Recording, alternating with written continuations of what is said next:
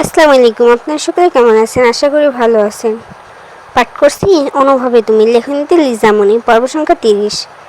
আজ ইয়ানার প্রেগনেন্সির 9 মাস চলে। আর সবচেয়ে খুশির খবর, সুমু আজ কনসিভের 2 মাস হতে চলল। চারদিকে শুধু খুশির আমেজ চলছে। আহান প্রতিটি সময় ইয়ানার পাশাপাশি থাকার চেষ্টা করছে। আহান পাগলামি দেখে বাড়ির সবাই শুধু মিটি মিটি হাসত।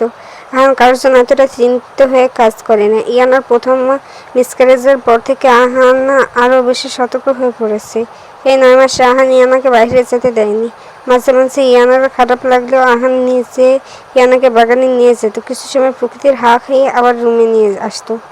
ইয়ানা হুটহাট রেগে গেলেও আহান কোনো কিছু বলতো না। যে কোনো সময় ইয়ানাদের যে কোনো কিছু খাওয়ার আবদার করে বসতো। আহান কোনো অভিযোগ ছাড়াই তা সব কিছু করতো। কিন্তু আহানের কথার অবাধ্য হলে রেগে যেত। ইয়ানা মেঝেতে পা রাখতে গেলেও সেটা আহানের অনুমতি নিয়ে করতে হবে। ইয়ানা ওয়াশরুমে যাওয়ার জন্য আহান নার্স রেখে দিয়েছে। ইয়ানা একা একা সিঁড়ি দিয়ে নামা পুরো নিষিদ্ধ। আহান অফিসে গেলে মিটিং চলাকালীন সময় ছাড়া সবসময় ইয়ানাকে ভিডিও কলে অ্যাটেন্ড রাখে। আজ আহানে অনেক দেরিতে অফিসে গিয়েছে। যাওয়ার আগে ইয়ানাকে নিজের হাতে খাইয়ে দিয়ে গিয়েছে। ইয়ানা শুয়ে সূরা ইয়াসিন পাঠ করছিল। এমন সময় ফোনের রিংটোনের শব্দ কানে আসে। ইয়ানা বিরক্তি নিয়ে ফোনের স্ক্রিনে তাকালে আহানের নম্বরে ঝলমল করে ভেসে ওঠে।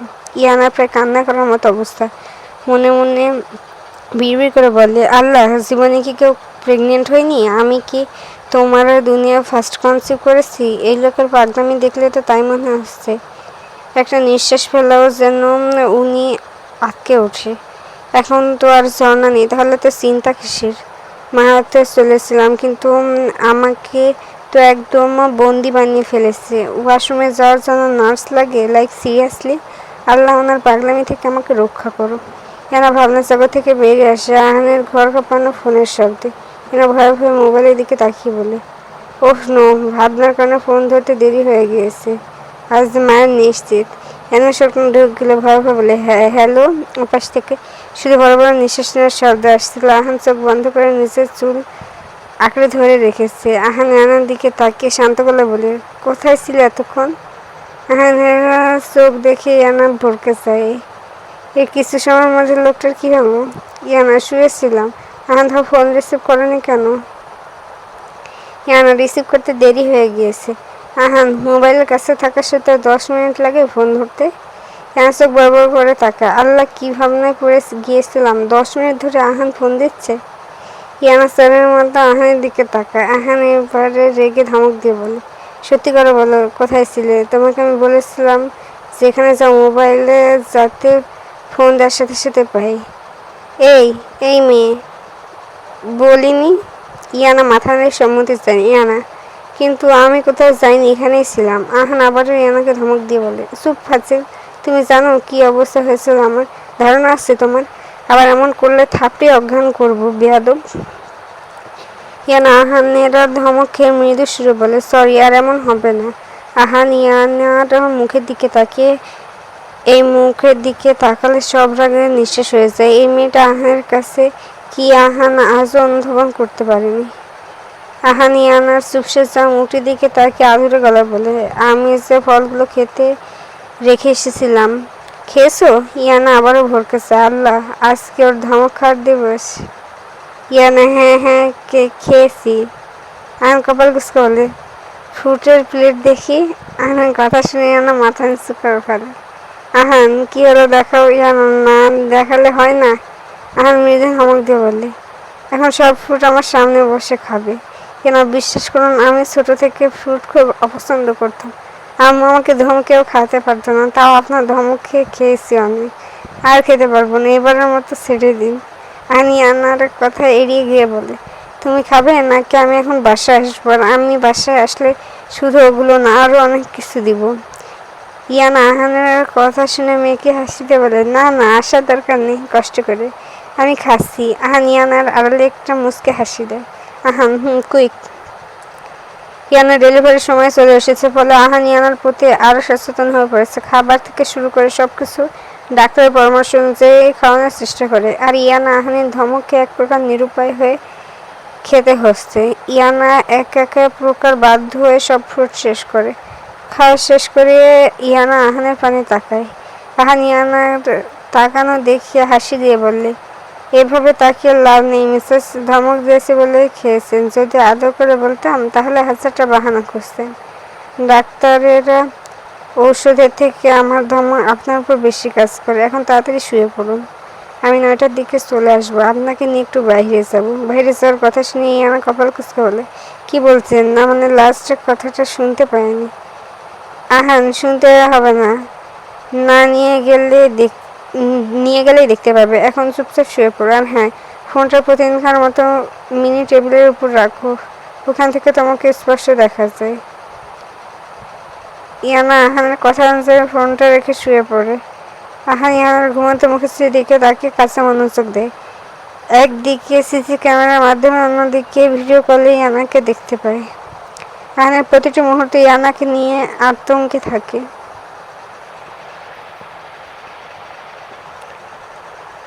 রুহান ছাদের রেলিং ধরে আকাশের দিকে একমানে তাকিয়ে আছে। মানুষের অনুভূতিগুলো এমন কেন? সব সময় ভুল জায়গায় ভুল মানুষের ওপর গিয়ে পড়ে। রুহানের ভাবনার মাঝে ফোনে শব্দ পায়। রিসিভ করে হ্যালো বলতে ওপাশ থেকে, আমার ফোন রিসিভ করো না কেন? রুহান, আহিয়া তুমি? আহিয়া, হ্যাঁ আমি। রুহান, কিন্তু এটা কার নাম্বার? আহিয়া, এটা দাদামনের বাটন ফোনের নম্বর। আমার নাম্বার দিয়ে ফোন দিলে ফোন রিসিভ করো না কেন? জানেন কাল কতগুলো ফোন দিয়েছিলাম? রুহান, কিন্তু আমাকে ফোন দিয়েছো কেন তুমি? আহিয়া, জানেন না কেন ফোন দিয়েছি? রুহান, দেখো আহিয়া, তুমি বাচ্চা মানুষ, এই বয়সে সবারই একটু ভালো লাগা কাজ করে। আমার প্রতি ও তোমার ভালো লাগা কাজ করে। আহিয়া হ্যাপা কণ্ঠে বলে, এ একদম বাচ্চা বলবেন না, আমি এখন কলেজে পড়ি, আর আমার অনুভূতির নাম ভালোবাসা, ভালো লাগা নয়। বিগত 4 মাস ধরে আপনার পেছন ঘুরঘুর করছি, আর আপনি আপনারা মানুষ মনে হয় না? রুহানের মেয়েকে হাসি দিয়ে বলে, মানুষ মনে হবে না কেন? অবশ্যই মানুষ মনে হয়, কিন্তু আমি তোমাকে ভালোবেসে আপন করতে পারবো না। তুমি চৌধুরী ভিলার প্রাণ, অগ্নি চৌধুরীর জীবন তুমি আহিয়া। আর তিনি তার বোনকে এমন একজনের হাতে তুলে দেবেন না যার শক্তি আছে ওনার সমপর্যায়ের, এমন কারো কাছে না যে এখন নিজের বাবার টাকা চলাফেরা করে। হতে পারে আমার টাকা আছে, কিন্তু তোমাদের মতো অত আধিপত্য নেই। আমার সাথে সম্পর্ক অগ্নি চৌধুরী কোনোদিন মানবে না। আহিয়া কান্না মিশ্রিত কণ্ঠে বলে, এমন কেন বলছেন? আমার দাদা ভাইকে বুঝিয়ে বললে অবশ্যই বুঝবে। আমি আজ পর্যন্ত যা চেয়েছি দাদা ভাই কোনো কিছুই মানা করেনি, এখনো করবে না। আহিয়ার কান্না মিশ্রিত কথা শুনে রুহানের বুকটা হাহাকার করে ওঠে। এই মেয়ের কান্না সে সহ্য করতে পারছে না। রুহান, সব চার মাঝে পূর্ণতা থাকে না। এই সন্ধ্যার সাজিয়ে না থেকে রুমে যাও। আহিয়া কিছু বলার আগে রুহান ফোন কেটে দেয়। সেও তো এই মেয়ের প্রথম দেখে নিজের মনে জায়গা দিয়েছিল, কিন্তু বাস্তবতা হচ্ছে বড় কঠিন।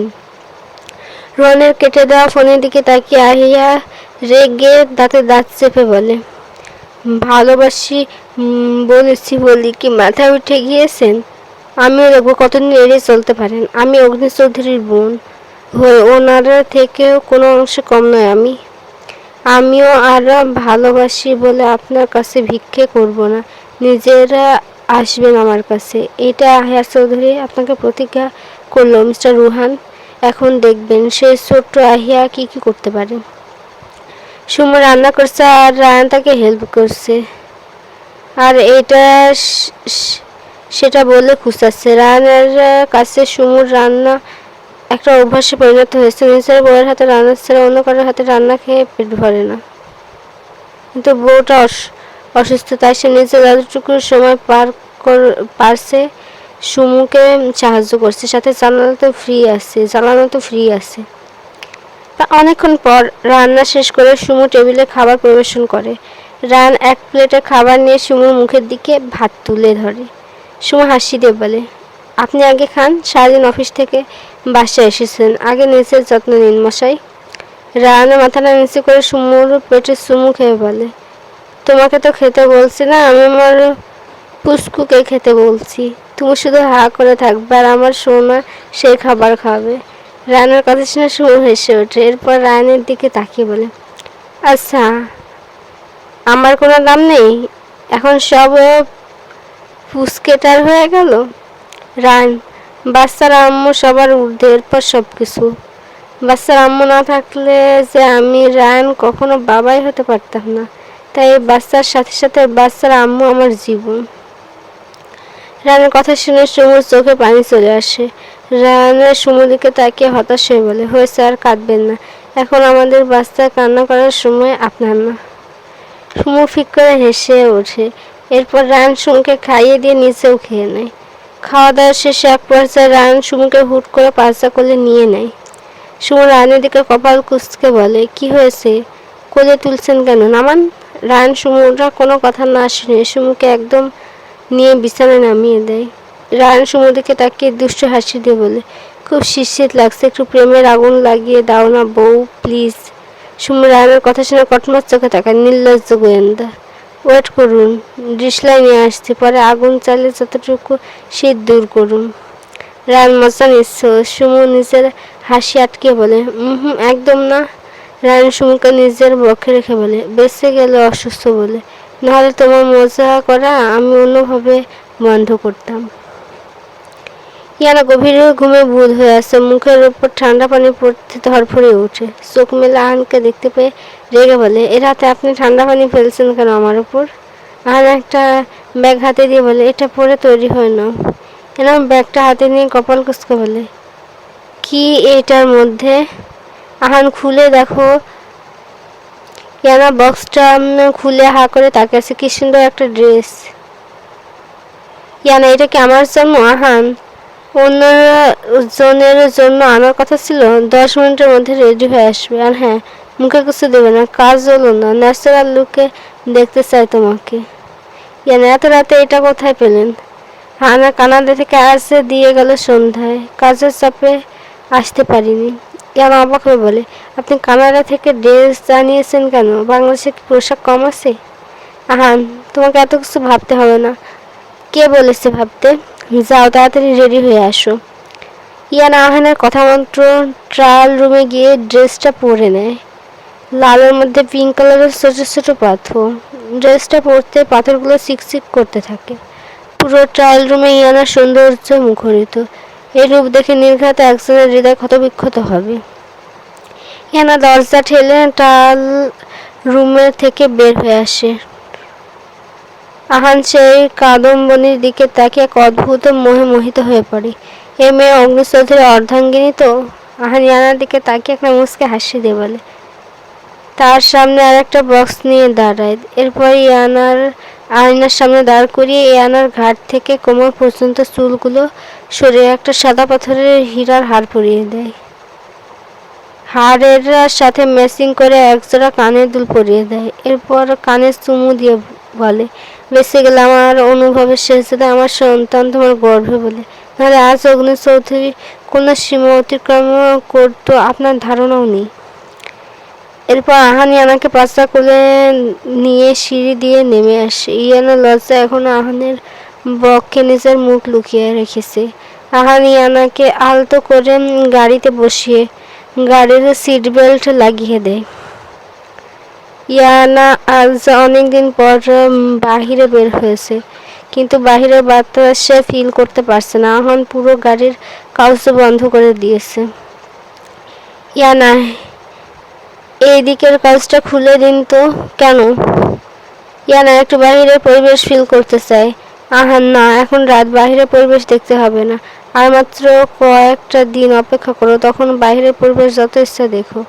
ইয়ানা আহানের কথার পৃষ্ঠার কিছু বলে না। ইয়ানা আহানের অবাধ্য হতে চায় না। আহান বিলাসবহুল কালো গাড়ি গিয়ে থামে একটা সুন্দর বাড়ির সামনে। বাড়িটি চৌধুরী মঞ্জিল থেকে আরো সুন্দর। আহান ইয়ানারা হাত ধরে গাড়ি থেকে নামায়। এরপর বাড়ির গেট খুলে বাড়ির ভেতর প্রবেশ করে। ইয়ানা চারদিকে হা করে তাকিয়ে থাকে। 3 তলা বাড়িটির মধ্যে কোনো শৌখিনতায় ভরপুর। এক পাশে বাগান, বাহারি রকমের ফুল, আর এক পাশে সুইমিং পুল। চারদিকে লাইটের আলোর মধ্যে ওই অন্ধকারেও সবকিছু দিনের আলোর মতো স্পষ্ট। একটা বিরাট এরিয়া জুড়ে বাড়িটি করা হয়েছে, কিন্তু ইয়ানা ভেবে পায়নি এই বাড়িটি কার। আহান ইয়ানার হাত ধরে দরজা ঠেলে ঘরের ভিতর প্রবেশ করে। ভেতরে সাদা পার গোলাপি টাইলসে পুরো বাড়ির সৌন্দর্য মোমো করছে। দামি আসবাবপত্র সব মিলিয়ে চৌধুরী ভিলা থেকে অনেক সুন্দর এই বাড়িটা। ইয়ানার চোখ ধাঁধিয়ে আসছে। আকস্মিক আহান ইয়ানার চোখ বন্ধ করে একটা রুমে নিয়ে যায়। ইয়ানা সবকিছু দেখে এমনি স্তব্ধ হয়ে আছে। কিছুক্ষণ পর আহান ইয়ানার চোখ থেকে হাত সরিয়ে দেয়। সামনের দিকে তাকাতে ইয়ানার চোখ চড়ক গাছ। কি সুন্দর করে সাজানো হয়েছে পুরো রুম। ইয়ানা পিঙ্ক কালার খুব পছন্দ। পুরো রুম পিঙ্ক কালারের সাজে সজ্জিত হয়ে আছে। ইয়ানা জিজ্ঞাসা দৃষ্টিতে আহানের দিকে তাকায়। আহান ইয়ানার দৃষ্টি বুঝতে পেরে হাসি দিয়ে বলে, পছন্দ হয়েছে? ইয়ানা কিছু বলবে বুঝে উঠতে পারছে না। এসব কিছু আহান করেছে এটাই বুঝতে পারছে। আবেগে তার চোখ দিয়ে পানি চলে আসছে। কান্না আসছে প্রচুর, কিন্তু কান্না করা যাবে না, আহান রেগে যাবে। এখন ইয়ানা আহানকে রাগাতে চায় না। ইয়ানা, খুব পছন্দ হয়েছে। বিশ্বাস করবেন না আমি ঠিক কতটা খুশি হয়েছি। আহান ইয়ানার কপালে চুমুকে একটা টেবিলের সামনে নিয়ে যায়। টেবিলটা গোলগাল কাঁচা ফুল দিয়ে সাজানো। ফুলের মাঝখানে একটা মাঝারি সাইজের কেক রাখা। কেকের ওপর লেখা, উহুন চৌধুরীর বাচ্চার মাকে মাতৃত্বের অভিনন্দন। আহান ইয়ানার হাতে একটা রিং পরিয়ে দেয়। সেই রিং এর সেম ডিজাইন আহানের হাতেও আছে। আহান রিং পরিয়ে ইয়ানার হাতে আলতো চুমু খেয়ে বলে, আমার শেষজাতির উপহার আমাকে বাবা হওয়ার সুখ দেওয়ার জন্য। এরপর আহানের প্রথম দেয়ার রিং এর ওপর শুয়ে বলে, তুমি আমাকে প্রশ্ন করতে না যে এই রিংটা আমার কাছে কি? এই রিংটার কারণে তুমি মিসেস অগ্নি চৌধুরী হতে পেরেছো। আজ আমাকে বাবা হওয়ার আনন্দ দিতে পেরেছো। তোমার গর্ভে আমার অস্তিত্ব ধারণ করতে পেরেছে। ইয়ানা, কিভাবে? আহান মুচকে হাসি দিয়ে বলে, এটার মাধ্যমে ক্যামেরা ফিট করা ছিল। তোমার 24 ঘন্টার খবর আমার কাছে ছিল। ইয়ানা অবাক হয়ে বলে, তার মানে সেদিন চট্টগ্রামে গেছিলাম আপনি সব জানতেন? আহান ইয়ানা অভিমানী কণ্ঠে বললে, জানার পরে বসেছিলেন, আমাকে অন্যের জন্য শাস্তি দিলেন। প্রথম দিনকে কয়েকটা থাপ্পড় দিয়ে নিয়ে আসতে পারলেন না? আহান, আনতে পারতাম তো। যদি চাইতাম তাহলে ঘর থেকেও বের হতে পারতেন। আর চট্টগ্রাম ছাড়া তো বিলাসিতা। অগ্নি চৌধুরী অসময়ে কোনো কাজ করে না। সঠিক সময় আসলে ঠিক নিজের জিনিস নিয়ে নেয়। সঠিক সময়ের ব্যবধানে তোমাকেও নিজের করে নিলাম। ইয়ানা আহানকে জড়িয়ে ধরে বলে, খুব ভালোবাসি আপনাকে আহান। সারা জীবন এই ভালোবাসা নিয়ে কাটাতে চাই। আহান ইয়ানাকে আলতো চেপে ধরে বলে, আমিও খুব করে চাই তোমার জন্ম জন্মান্তর। এরপর আহান ইয়ানার কপালে ঠোঁট ছুঁয়ে দিয়ে বলে, আহান, আমরা কি এই কেকটা কাটতে পারি? ইয়ানা এরপর একরাশ খুশি আর ভালোবাসা নিয়ে ইয়ানা আর আহান কেক কাটা সম্পন্ন করে। ইয়ানার ঠোঁটের কোণে লেগে থাকা কেক, যা আহানকে ইয়ানার ঠোঁটের কাছে টানছে। ইয়ানা আহানের দিকে হাত দিয়ে কেক বাড়িয়ে দিলে আহান বলে, আমি নিচেটা নিচে নিয়ে নিচ্ছি। এরপর আলতোভাবে ইয়ানার ঠোঁট আঁকড়ে ধরে। কিছুক্ষণ পর আহান ছেড়ে দিয়ে বলে, এই নাও, নিয়ে নিয়েছি। ইয়ানা লজ্জায় মাথা নিচু করে ফেলে। সাথে সাথে আবার নাক মুখ কুঁচকে ফেলে। পেটের সামান্য তুলনায় বেশি ব্যথা অনুভব হচ্ছে। আহান ইয়ানার মুখের দিকে তাকিয়ে বলে, তুমি ঠিক আছো? ইয়ানা আহানের সিন্ধুর মুখের দিকে তাকিয়ে হেসে বলে, আপনার মেয়ে ফুটবল খেলছে। আহান, আচ্ছা তাই নাকি? এরপর আহান ইয়ানার উঁচু পেটে চুমু খেয়ে ফিসফিসে বলে, ফুটবল খেলো ভালো কথা, কিন্তু বেশি লাফালাফি করো না। লাফালাফি করলে মাম্মাম ব্যথা পাবে। তোমার মাম্মামের ব্যথা তোমার বাবা সহ্য করতে পারে না। তুমি তো আমার লক্ষ্মী বাচ্চা, তাই বাবার কথা শুনবো। অতিরিক্ত লাফালাফি করবে না, কেমন? আহানের কথা শুনে ইয়ানা ফিক করে হেসে ওঠে। আহান হাসতো কেন? ইয়ানা, আপনাদের কথা শুনে। কিন্তু আহান, এই বাড়িটা কার? আহান, এটাই তোমার হাজব্যান্ডের বাড়ি। এখানে আমি থাকতাম। তোমাকে বিয়ে করার পর আমি চৌধুরী মঞ্জিলে থাকা শুরু করি। না হলে আগে আমি চৌধুরী মঞ্জিলে মাসে একবারে যেতাম। কেন অবাক হয়ে তাকাই, এই বাড়িটা আহানের। ওর জামাই একটু বেশি বড়লোক হয়ে গেল না? ইয়ানার এই সুন্দর মুহূর্তে আরও মধুর করার জন্য আহানের দিকে তাকিয়ে বলে, আপনার কণ্ঠে একটা গান শোনান না। আহান চোখ ছোট ছোট করে বলে, শুনতে চাও? ইয়ানা আহান, এখানে ওয়েট করে, আমি রুম থেকে গিটার নিয়ে আসছি। কিছু সময়ের ব্যবধানে আহান গিটার নিয়ে এসে ইয়ানার সামনে দাঁড়ায়। এরপর ইয়ানাকে একটা চেয়ারে বসিয়ে দিয়ে নিজেও ইয়ানার মুখোমুখি হয়ে বসে। এরপর গিটারের সুর তুলতে তুলতে বলে, আমি তোমার কাছে রাখবো, আমি তোমার কাছে রাখবো আজ মনের কথা হাজার। এখানে সম্পূর্ণ গানটা দিয়ে আসতে আমি স্কিপ করলাম। আহান গানের প্রতিটি লাইন ইয়ানার দিকে তাকিয়ে বলছে। ইয়ানাও মন্ত্রমুগ্ধ হয়ে আহানের চোখের দিকে অপলকভাবে তাকিয়ে আছে। আহানের শরীরে লং ব্ল্যাক কোট, হাতে গিটার, খুব সুন্দর লাগছে, নিজেকে সবচেয়ে সুখী মনে হচ্ছে। আহান, কি হলো ম্যাডাম, এভাবে তাকিয়ে থাকবেন? ইয়ানা, তারপরও কেন তৃষ্ণা মেটে না? খুব সুন্দর বাংলা গান বলতে পারেন আপনি। প্রায় অনেকক্ষণ ভালোবাসার মুহূর্ত কাটে, এখন রাত প্রায় 1টার কাছাকাছি। সময় যত অতিবাহিত হচ্ছে ইয়ানার পেন যেন আরও বৃদ্ধি পাচ্ছে, তাতে রাত চেপে সহ্য করে যাচ্ছে। আহান যখন বাড়িতে যাওয়ার উদ্দেশ্যে গাড়িতে বসে তখন ইয়ানার সকল সহ্য সীমা পার হয়ে যায়। ইয়ানা পেট ধরে আল্লাহ বলে চিৎকার করে ওঠে। ইয়ানার চিৎকার শুনে আহান অশান্ত হয়ে পড়ে। ইয়ানার ব্যথা ছটফট শুরু করে। শক্ত হাতে আহানের ব্লেজার খামচে ধরে। ইয়ানার প্রত্যেকটা চিৎকার আহানের হৃদয় তীরের ফলার মতো গেঁথে ক্ষতবিক্ষত করে দিচ্ছে। ইয়ানার ব্লিডিং, গাড়ির সিট লাল হয়ে পড়েছে। আহান বুঝতে পারে ডেলিভারি পেন হয়েছে, কিন্তু ইয়ানার ডেলিভারি ডেট তো আরও পরে। আহান ইয়ানাকে নিজের সাথে চেপে ধরে দক্ষ হাতে ড্রাইভিং করে হসপিটালের সামনে আসে। যেহেতু আগে থেকে আহান সবকিছু ঠিক রেখেছিল, তাই হসপিটালে পৌঁছানো মাত্র ইয়ানাকে সবচেয়ে ভিআইপি রুমে শিফট করা হয়। ইয়ানার ঢোকার আগ পর্যন্ত নিভু নেত্র মেলে আহানের বিধ্বস্ত মুখটার দিকে তাকিয়েছিল আর সূরা পাঠ করছিল। আহান কেবিনের বাহিরে স্তব্ধ হয়ে বসে আছে। অজানা ভয় আবারও আঁকড়ে ধরে, মনে হচ্ছে ভিতর থেকে শেষ হয়ে যাচ্ছে। আহান কেবিনের বাইরে স্তব্ধ হয়ে বসে পড়ে, অজানা ভয়ে আবারও আঁকড়ে ধরে, মনে হচ্ছে ভিতর থেকে শেষ হয়ে যাচ্ছে। ভিতর থেকে ইয়ানার চিৎকার শুনতে পেয়ে আহান বেপরোয়া হয়ে পড়ে। দেহের সমস্ত শক্তি দিয়ে নিজের চুল খামচে ধরে। নিজের শরীরটাকে নড়াতেও ভয় করছে, হারিয়ে যাচ্ছে জীবন থেকে, কিছু একটা চলে যাচ্ছে। ইয়ানার চিৎকার এই রাতে নিস্তব্ধ হসপিটাল এক প্রকার ঝংকার তুলল। কি করে সহ্য করবে অগ্নি চৌধুরী সে আর্তনাদ, যার একটু বলাতে হৃদয়ে ঝড় বয়ে যায়। সেখানে সেই ব্যক্তিটি মৃত্যুর সাথে লড়াই করছে। এই জন্য বলেছিলাম আমার বাচ্চার দরকার নেই, কিন্তু এ মেয়ে তাড়ামি করে সব কিছুতে।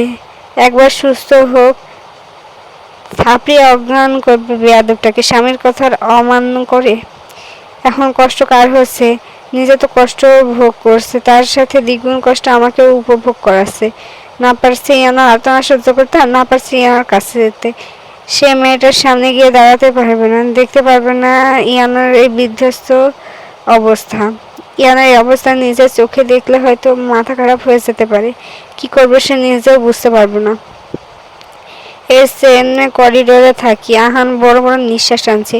জীবনে এতটা ভয়ের সম্মুখীন সে কখনো হয়নি, কিন্তু আজ যেন সমস্ত ভয় একসাথে আঁকড়ে ধরেছে। আহান বিড়বিড় করে আল্লাহর কাছে প্রার্থনা করতে থাকে। আবার মনে মনে ভাববে এই পাপীর কথা কি বিধাতা শুনবে? কিন্তু আল্লাহ তো পরম দয়ালু, বান্দার এক ফোঁটা চোখের জল পড়ার আগেই তিনি কবুল করে নেন। আহান সেই বিশ্বাসে থেকে চুল খামছে। আল্লাহ তারপর বিড়বিড় করে মিনতি করতে থাকে ইয়ানার যাতে কিছু না হয়। প্রায় অনেকক্ষণ পরে ইয়ানার চিৎকার করা থেমে যায়। ইয়ানার কোনো শব্দ না পেয়ে আহানের বুক স্যাঁত করে ওঠে। আহান নিজেকে আর সামলাতে না পেরে কেবিনের ভিতর প্রবেশ করতে নেবে। এমন সময় এক বাচ্চার কান্নার শব্দে আবারও দাঁড়িয়ে যায়। এই বাচ্চাটার আওয়াজে আহানের শক্তপোক্ত মনকে নাড়িয়ে তোলে। 6 ফুট লম্বা জিম করা বডিটা সহসা কেঁপে ওঠে। আহান স্তব্ধ হয়ে গিয়েছে। নার্সের কথা শুনে আহানের ধ্যান ভঙ্গ হয়। তার সামনে সাদা কাপড় দিয়ে মুড়িয়ে রেখেছে একটা পুতুল, যার মুখমণ্ডল শুধু বের করা। ছোট ছোট চোখে তাকিয়ে আছে নার্সটার দিকে। নার্স আহানের সামনে গিয়ে হাসি দিয়ে বলে, অভিনন্দন স্যার, আপনার ছেলের সন্তান হয়েছে। এই নিন, বাচ্চাকে কোলে নিন। আহান নার্সের কথা এড়িয়ে গিয়ে বলে, আমার বউ কেমন আছে? ও ঠিক আছে তো? ডাক্তার দরজার সামনে এসে বলে, চিন্তার কিছু নেই মিস্টার চৌধুরী, আপনার ওয়াইফ প্রচণ্ড ধৈর্যশীল, তাই আমরা খুব সহজে নর্মাল ডেলিভারি করাতে পেরেছি, কোনো সমস্যা হয়নি। আয়ান ডাক্তারের কথা শুনে চল শক্ত করে বলে, ডেলিভারি কি আপনি করিয়েছেন? এমন এখানে শেষ করে ফেলবো। আমি যে মেয়ে ডাক্তার রেখেছিলাম উনি কোথায়? আয়ানের হঠাৎ রেগে যাওয়া দেখে ডাক্তার আর নার্সে ভরকে চায়। ডাক্তার, না না মিস্টার চৌধুরী, ডেলিভারি আমি করিনি, আপনি বিদেশ থেকে যে ডাক্তার আনিয়েছেন উনি করেছেন। উনি এখন আপনার ওয়াইফকে দেখছে, এখনই চলে আসবে। ডাক্তারের কথা শুনে আহান একটা নিঃশ্বাস ছেড়ে, যাক, তার বউ কোনো পুরুষ তাহলে ছয়নি। নার্স, বাচ্চা নেবেন না স্যার? বাচ্চার মাকে কোলে দিয়েছিলাম, পরে উনি বলেছে আপনি যাতে আগে দেখেন। আহান, আগে বউ দেখে আসি।